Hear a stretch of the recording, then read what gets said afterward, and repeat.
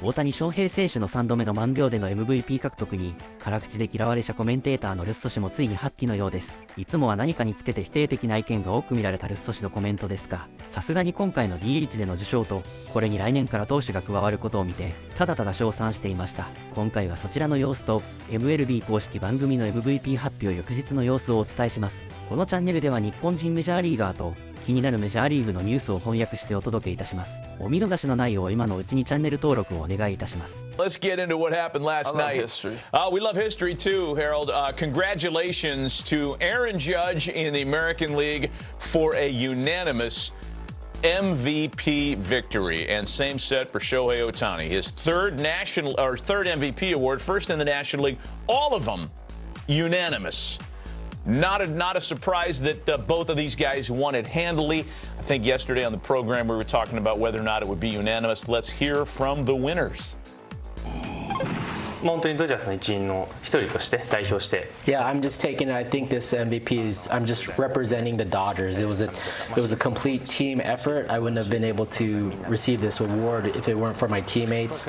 Obviously, if my teammates weren't there, we didn't play as a team. We would not even got to the playoffs or won the World Series. So for me, again, I'm just taking this as I'm representing the team receiving this award. I obviously don't go into the season trying to strive to get the MVP award. I was more focused on being one of the guys with the new team with the Dodgers. I wanted to obviously embrace the fans as well and just let them kind of learn who I was, and I think that was my main focus heading into the season. Sky's the limit for Ohtani, who's in line for many, many more. This is the way the vote broke down. He got all 30 first-place votes. Francisco Lindor got 23 of the 30 second-place votes. It wasn't close. All three of Ohtani's unanimous selections. He was the only player to have won multiple MVP awards unanimously when he won his second as an Angel. That number keeps growing, and I guess it's you just can't put a ceiling on how many this guy could potentially claim by the time his career's over. When he goes back to being on the mound and hitting, just put him down for the MVP every year. Yeah, I mean, we were sitting there in the meeting this morning talking about who's the maybe breakout for MVP in 2025. I'll say Shohei Ohtani.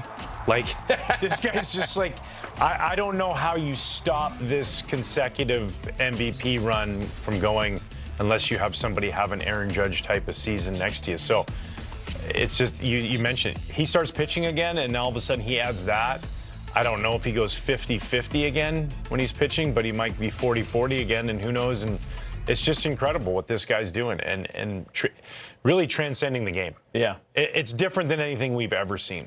So 30 years old, he's got enough canvas on the contract to play for into his late 30s, right? So if you figure he plays another 9 years, and a few of those are dominant, like he could make a run at Bonds, who had won 7 of them in his career for the most all-time MVP awards, that is. Yeah, no doubt. I mean, think about it, too. He's got a chance at MVPs. He's got a chance to win Cy Youngs if he's back and healthy in the rotation. But I really don't see, and this guy wants to be the greatest. Like I know he says that, I'm not out to win the MVP. He's out there to have a good year, win the World Series. That's the #1 goal. But he wants greatness, and he's chasing greatness at a crazy pace. So I think he has a chance to catch Bonds for MVPs. The only thing that's going to probably stop that is injuries in the future. Amazing. He is on the right trajectory. Keep doing your thing, man. You're on the right trajectory. And it looks like it, by the way. Like, when you go to the ballpark, like I went to all 3 games when the Dodgers came to Wrigley. I called the 3 games in LA and watched.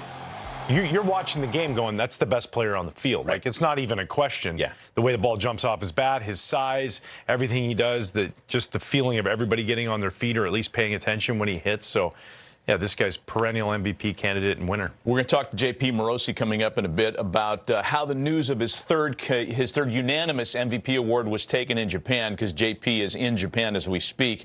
Let's talk about Aaron Judge. We got that full screen, Bill. We got it, Harold. Here it is, the vote breakdown in the American League. Aaron Judge takes all 30 first-place votes. Bobby Witt Jr. takes all 30 second-place votes. In any other landscape, Witt is the MVP, but Judge was that good, that dominant this year. Let's hear from the American League MVP.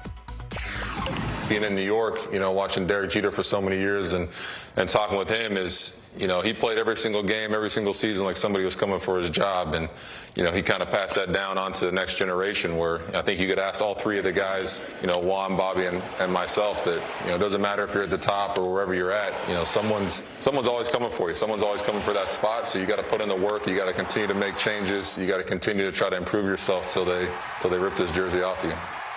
You know, the ink was barely dry on his historic 2022 season when he won his first MVP award, and then he does what he did in 2024.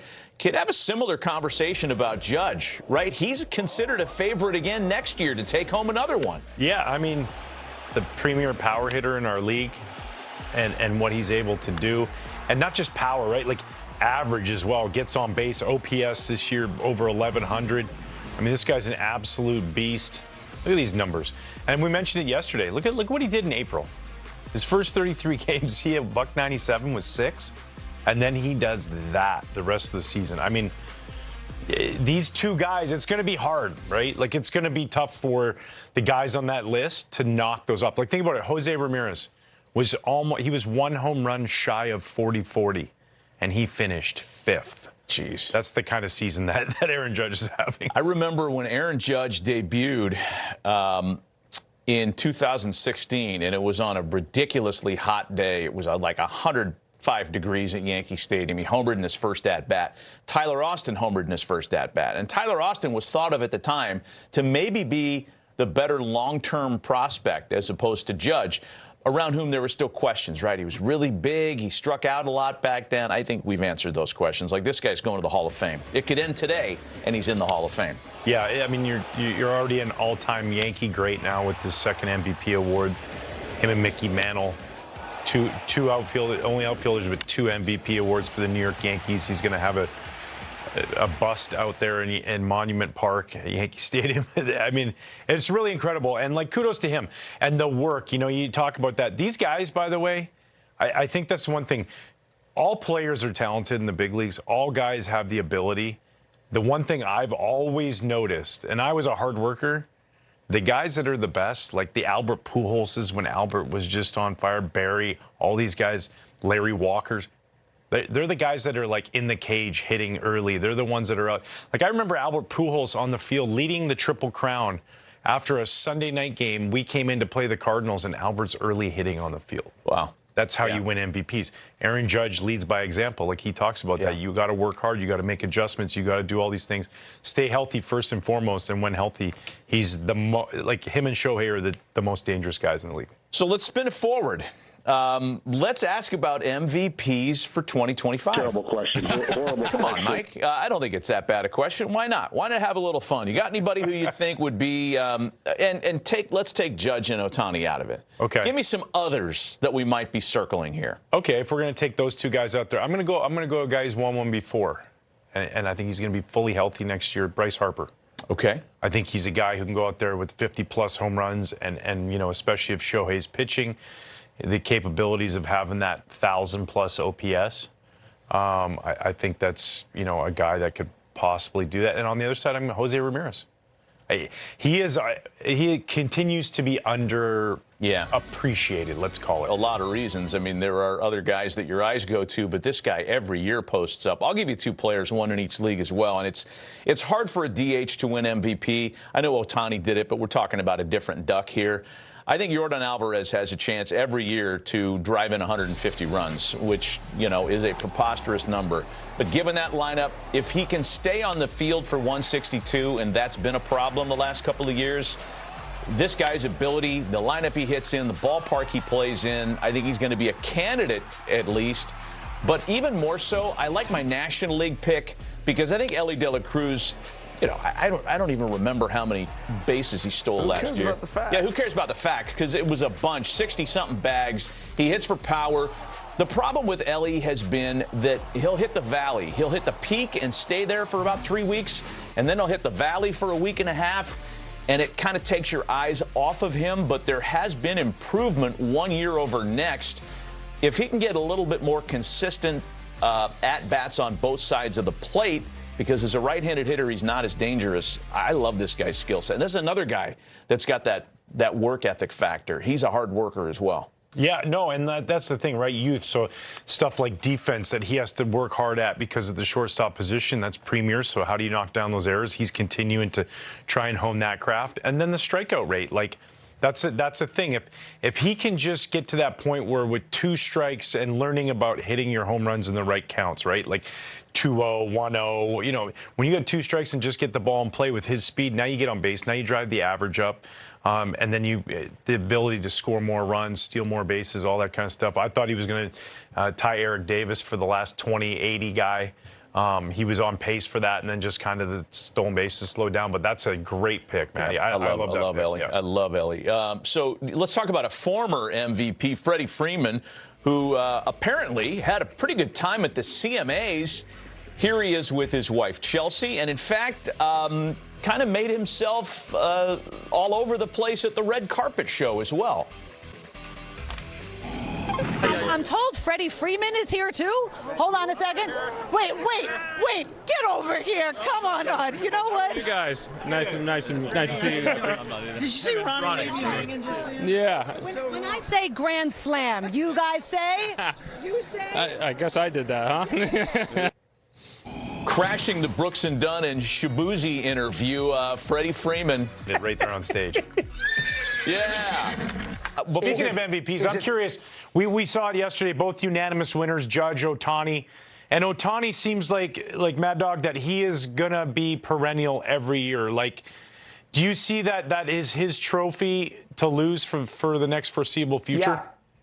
Listen, he won it this year, Ryan, and he won it this year, and he was a DH. Yeah. And he didn't pitch. Think about that. And he didn't play the outfield. No, he had the unbelievable year with the 50-50, but look what he did this year. And now you add the pitching element into it. So, yes, he's going to win. What has he won, 3 now? How many has he won? 3. 3 MVPs? All unanimous. All unanimous. Yeah, so he's going to win.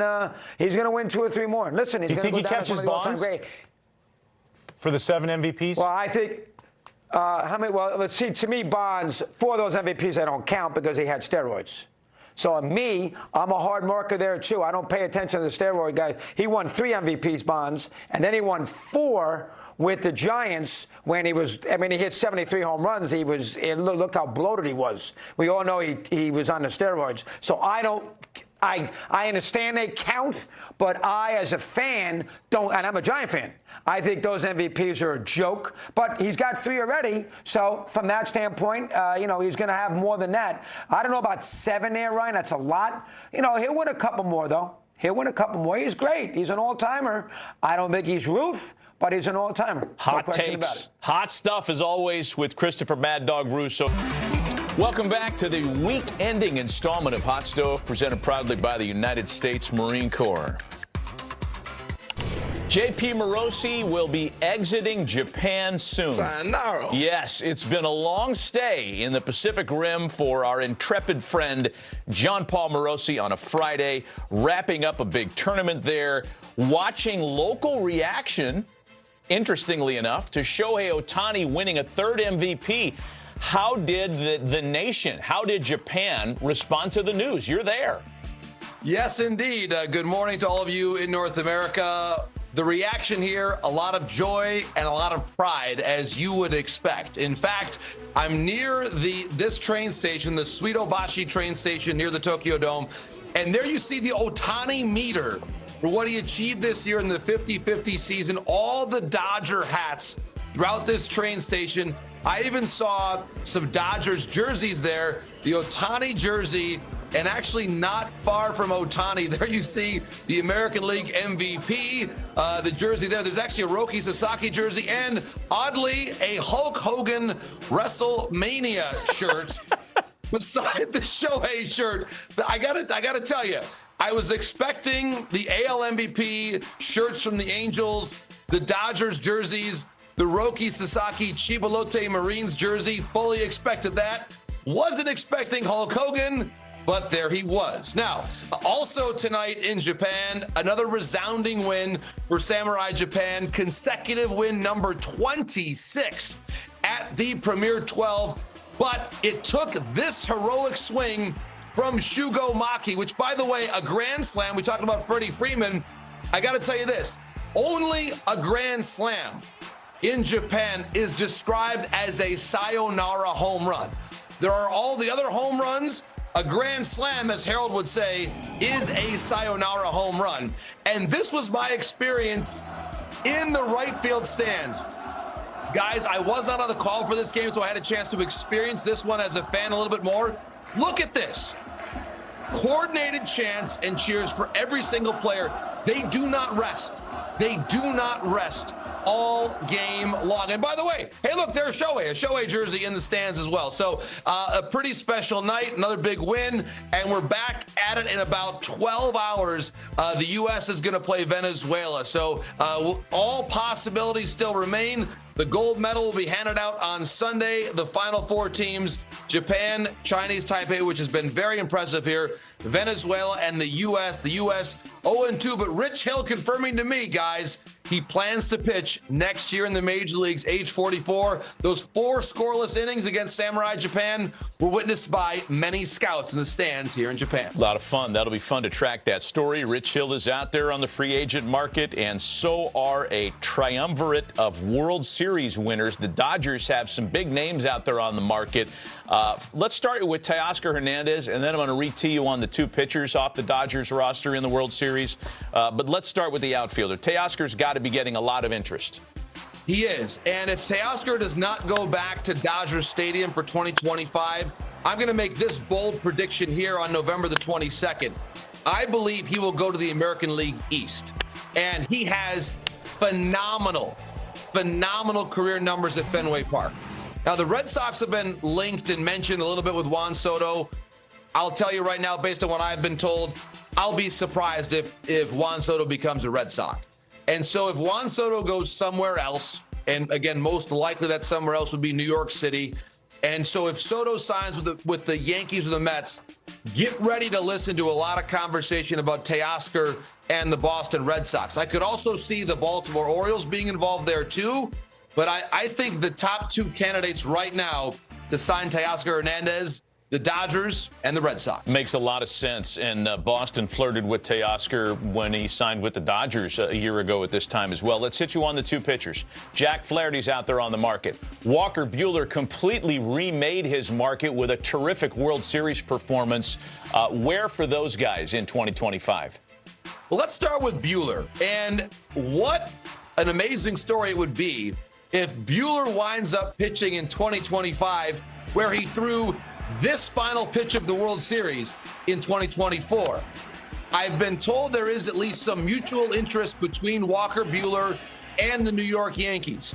And while that would be an amazing storyline, certainly it's not unprecedented that you would see someone join a team that they vanquished in the World Series the previous year. Now, here's what Walker did in the playoffs. He got better as October went along. We know this, the New York Yankees, with some comings and goings in their rotation, they are looking for rotation help. They also, by the way, remember back to the trade deadline, they were involved in the Jack Flaherty sweepstakes. They would not sign off on the medicals. Jack Flaherty helped the LA Dodgers win the World Series pitching in his hometown. So the Yankees could still be involved on Flaherty as well. The other team, and I cringe a little bit as I say this because I'm sure it's going to stimulate some debate. Let's not forget who his manager used to be in St. Louis, Mike Shildt. Now, the Padres. I'd be a little surprised if he crosses that Rubicon in that NL West rivalry, given how intense things got, especially now Jack Flaherty has, as a part of his legacy, helping his hometown Dodgers win the World Series. But the admiration that Mike Shildt has for Jack Flaherty did not dissipate.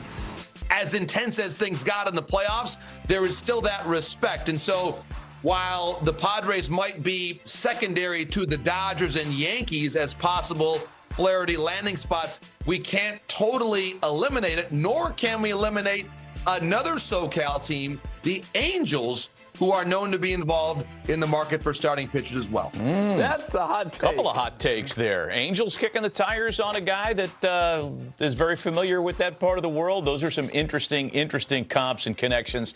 JP, thanks for all the reporting from the 12 and from Japan and from Taiwan. It's been great having you boots on the ground the last couple of weeks. Safe travels home, friend. Way to go.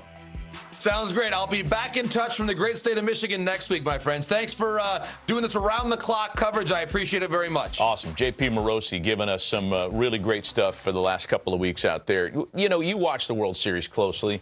Walker Buehler went from that DS performance against San Diego where it looked like he just wasn't himself still, and he had a lot of that during the season, to flipping the switch as soon as he got out of that second inning. Yep. He was a different dude, and he stayed that dude through the World Series, the guy that had dominated for years prior to his surgery. He was great. Yeah, you could really argue one of the greatest kind of boosting your value kind of pitching performances we've seen in the postseason. Like, here was a guy who kind of was trying to find his way, right? Everything was just a little bit off. He wasn't able to put hitters away. And then all of a sudden he has that game against San Diego, and then boom, he just got it going. And didn't stop putting up zeros the rest of the postseason. A guy who maybe was going to do like a one-year deal to refine his market is now all of a sudden going to be a guy who I'm sure will have multi-year deal offers. There's going to be teams that like him out there. I don't know. Does he end up in a place like, you know, the Cubs are even an option, right? A guy who played with Dansby Swanson at Vanderbilt. They have a close relationship. There's going to be a lot of people who want somebody like him because you're not having to spend this exorbitant amount of money, and you can have the potential to have a frontline rotation guy if you get him. So I think he's just going to sit down and look at it. He loves it in L.A. Yeah, that's what you just said is that's all the reason more why the Dodgers want to keep him, I think. I think of all the guys who we talk about possibly moving in free agency, I think there's probably a good a chance as any for Buehler to stay put and stay a Dodger. I see him staying a Dodger more than I see Jack Flaherty being a Dodger. Even though Jack went there, I could see him, you know, taking an advantage of this and getting a 2 or 3 year deal, whatever it ends up being. For Walker Buehler, that's where he came up. That's where he's been. Didn't get a qualifying offer, which is interesting, but I think that's just because everybody knows he wouldn't have taken it anyway. Yeah. You know, and, you know, there's a 3-year deal out there, at least for Walker Buehler, for sure, I guess. Let's take a break. When we come back, it's back to the MVPs and how a baseball card of Aaron Judge or Shohei Ohtani could net you something really special. We'll tell you about the buyback program next on Hot Stove. 大谷選手が投手復帰することで、しばらく MVP は大谷選手のものになると現地も見ているようですね。これまでありえないほど高レベルな活躍を続けてきた賜物です。大谷選手の日米問わず野球界への与える影響は凄まじいものです。実際、少年野球の現場や中学校の部活動でも大谷選手に憧れて野球を始める学童生徒も少し増加しているように感じます。そして今開催しているプレミア12などの国際大会は、それぞれの国の野球レベルを推し量る大会になっています。これから先、どのような選手が出てくるのか、どんな子たちが憧れを持って野球を始めるか、楽しみですね。明日、明後日は現地番組もお休みだと思うので、更新はありませんが、また火曜日から移籍情報をお届けしていきたいと思います。それでは良き週末をお過ごしください。さようなら。